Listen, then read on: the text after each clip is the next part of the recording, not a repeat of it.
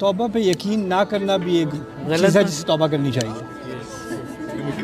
میں کہتی ہوں اللہ کہے گا بہت ہی آسان لے لیا نا آپ نے.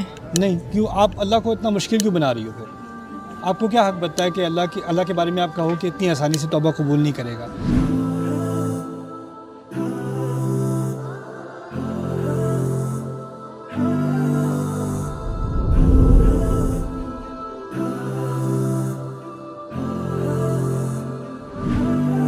جیسے اب میری عمر ہے اتنی، لیکن ایک وقت ہے کہ میں نے اتنی نمازیں نہیں پڑھی ہیں، جس کا مجھے بہت افسوس ہے. نیت ضرور ہوتی تھی کل سے پوری، وہ پوری نہیں ہوئی ہیں. تو اب وہ جو ایک رہتا ہے اس کو کس طرح آپ اب توبہ کور کے تو بارے میں نہیں ہو اللہ نے کیا سکتی کہا ہے؟ ہیں. توبہ کے بارے میں کیا کہا اللہ تعالیٰ نے؟ توبہ تو کرتی ہوں، اولئک کئی دفعہ یبدل یقین آتا ہے، کئی دفعہ ہوتا ہے کہ نہیں ہوگا. توبہ پہ یقین نہ کرنا بھی ایک چیز ہے جس سے توبہ کرنی چاہیے. میں کہتی ہوں اللہ کہے گا بہت ہی آسان لے لیا نا آپ نے. نہیں، کیوں آپ اللہ کو اتنا مشکل کیوں بنا رہی ہو؟ پھر آپ کو کیا حق بنتا ہے کہ اللہ کے بارے میں آپ کہو کہ اتنی آسانی سے توبہ قبول نہیں کرے گا؟ جب اللہ کہہ رہا ہے بہت آسان بنا لیا نا بیٹا. دیکھیں، زنا سے تقارب کیا گیا ہے یا اس کی تشبیہ دی گئی ہے ربا کے ساتھ نا. اور ربا کے معاملے میں کہہ دیا ہے عفا اللہ عما سلف، جو ہوا وہ ہوا. ٹھیک ہے؟ تو نمازوں کے بارے میں جو لوگ شرک کر رہے تھے، اللہ کے نام کے ساتھ اور نام جوڑ رہے تھے اور انہیں اس سے توبہ کی، قتل سے توبہ کی، زنا سے توبہ کی، ان کا ذکر سورۃ الفرقان میں ہے. ٹھیک ہے؟ اور کیا کہا ان کے بارے میں؟ اولئک یبدل اللہ سیئاتہم حسنات. وہ ایسے لوگ ہیں جن کے گناہوں کو اللہ تعالیٰ صرف معاف نہیں کرے گا، ان کے گناہوں کو اچھائیوں میں بدل دے گا. اللہ تعالیٰ کی رحمت اتنی بڑی ہے، یقیناً اتنی زیادہ ہے، اسی پہ تو اور پھر چلتے رہے نا. اسی لیے توبہ پر شک نہیں کرنا چاہیے. صحیح. اور توبہ پہ شک کرنا اللہ کے ساتھ بدگمانی ہوتی ہے، نہ کریں. ایک اور چیز، ہدایت زیادہ پانے کے لیے کیا کوشش ہو سکتی ہے؟ زیادہ ہدایت کا کیا مطلب ہے؟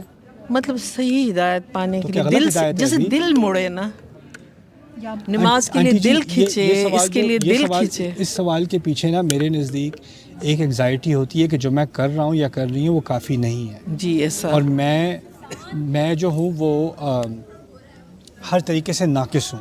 اپنے اوپر زیادہ ہم زیادتی کرتے ہیں. اللہ تعالیٰ کی فرما برداری جو کر رہا ہے نا، اللہ تعالیٰ کے احکام کو مان رہا ہے، تو اللہ تعالیٰ کہہ رہے ہیں لا یلدکم من اعمالکم شیئا، تمہارے اعمال میں سے کچھ بھی نہیں لے گا وہ. کچھ چیزوں میں اللہ تعالیٰ ہمیں تسلی دیتا ہے اور ہم اپنے آپ سے تسلی چھین لیتے ہیں. ہم بے چینی میں رہنا چاہتے ہیں، ہم سمجھتے ہیں بے چینی میں ہی اصل ایمان ہے. صحیح. لیکن یہ دین جو ہے نا، الا بذکر اللہ تطمئن القلوب، اللہ کے ذکر سے دلوں کو اطمینان آتا ہے. اور میں یہ بھی بات کہتا ہوں کہ اگر آپ کے پاس کوئی آئے اور کہے کہ میں نے بڑے گناہ کیے ہیں، میں توبہ کرنا چاہتی ہوں، رائٹ، آپ کیا کہو گی اس سے؟ آپ کہو گی توبہ کرو، اللہ معاف کرے گا. آپ اس کو تسلی دو گی، یعنی آپ اس کو تسلی دینے میں جلدی کرو گی لیکن اپنے آپ کو نہیں. ٹھیک ہے نا؟ یعنی آپ اپنے آپ کو اس نظر سے نہیں دیکھتی جس نظر سے آپ کسی اور کو دیکھتی ہو. کیونکہ ہماری سوسائٹی میں ایک تو ایک روحانی مسئلہ ہے، ایک نفسیاتی مسئلہ بھی ہے.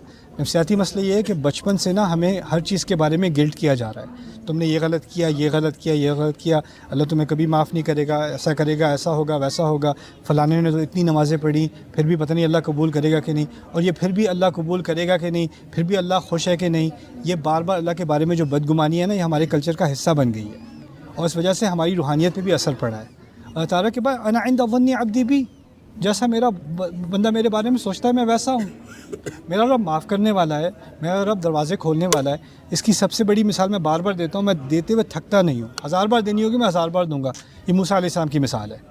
موسیٰ علیہ السلام سے قتل ہوا تھا، نبی نہیں تھے ابھی، نبی پہاڑ پر جا کر ہوئے ہیں، وہ طور پر جا کر ہوئے ہیں. اس سے پہلے کی بات ہے، یعنی وہ ایک عام مسلمان ہے اس وقت، ہے نا، اور ان سے غلطی سے قتل ہوا ہے.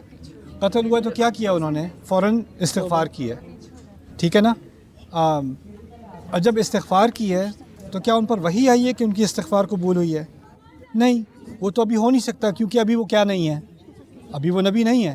اور فوراً سورۃ القصص میں اگلے الفاظ آتے ہیں، ربی بما انعمت علیہ فلن اکون ظہیرا للمجرمین، میرے رب جو انعام تو نے مجھ پر ابھی کیا ہے اس کی وجہ سے میں آئندہ کبھی مجرموں کی حمایت نہیں کروں گا. کیا انعام کیا تھا اللہ تعالیٰ نے ان کے اوپر؟ ان کو صلاحیت دی تھی استغفار کرنے کی.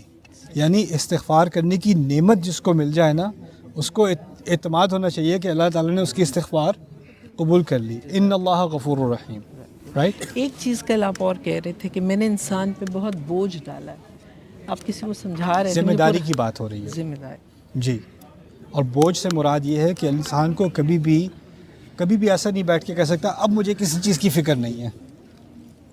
या बच्चों की फ़िक्र होगी, या वालिदैन की फ़िक्र होगी, या स्पाउस की फ़िक्र होगी, या अपनी फ़िक्र होगी, या माश की फ़िक्र होगी, या अपनी क्या नाम है सलामती की फ़िक्र होगी। फ़िक्र के बगैर इंसान को नहीं बनाया हुआ।